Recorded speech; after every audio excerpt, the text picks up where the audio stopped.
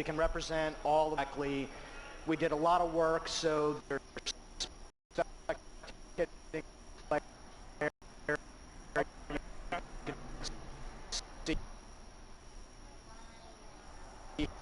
through the wall. El internet está bien lento.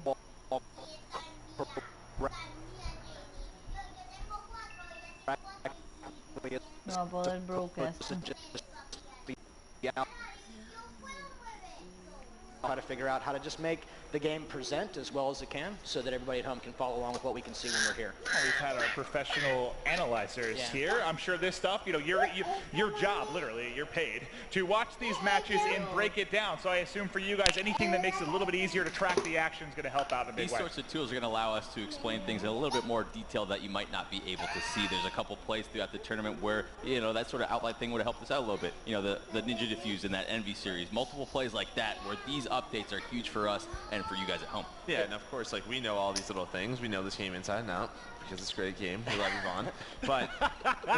But for you guys at home, it might be a little bit more difficult to understand what's going on. It's hard for us to explain every single little detail, but I'm sure the update's going to be great. I think people will be happy. You know, the team color variant stuff in particular will be really nice so that, you know, the uplink, say, the drone locations will be team colored if you want them to be. So we're just going to try to carry the team color consistency, not of the team colors of CDP and Black Ops, but the team colors of the teams that are playing, and try to get the names consistent and do all that stuff so you know, how players see it at home, how they see what you're talking about. It always matches up one for one. It's like a constant battle to get there, and we're going to keep at it. Well, as you know, one of the main casters here for the CWL, I cannot tell you how much we appreciate the continued effort by your guys' team to keep things improving, specifically for me and Codcaster, because I matter more than the rest of you.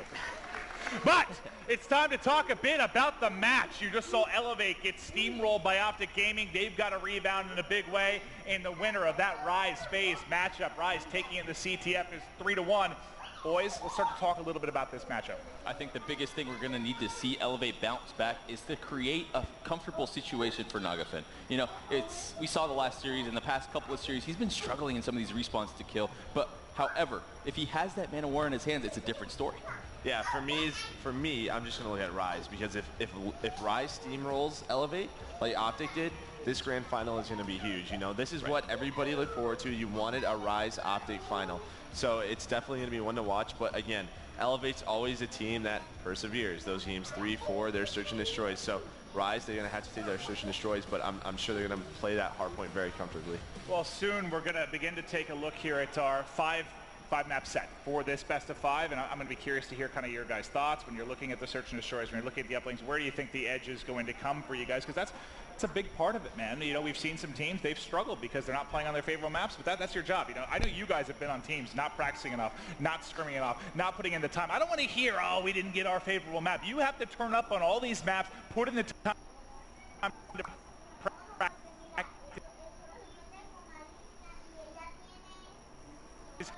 And here we go. Now,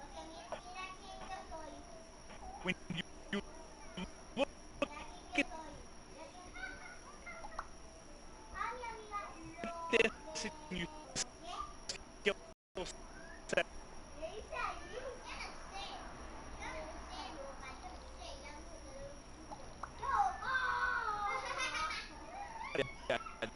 and for me, Game 3, because you saw Elevate dominate a game on Breach Uplink, and then you saw Rise sort of throw a game away versus Optic. That comeback that was so hyped for Optic. But you know, that Game 3 is going to be huge. It's going to be a huge momentum changer for this match. Well, I'm just hoping this is one that can go the distance, because again, Bob, you were with us at Stage 1 Finals. You saw what could have very quickly been a 4-0 final for Optic Gaming turned on its head quickly. You saw Rise battle back. They push it to a Game 7, and here they are again. This is their chance to hit back with Optic Gaming.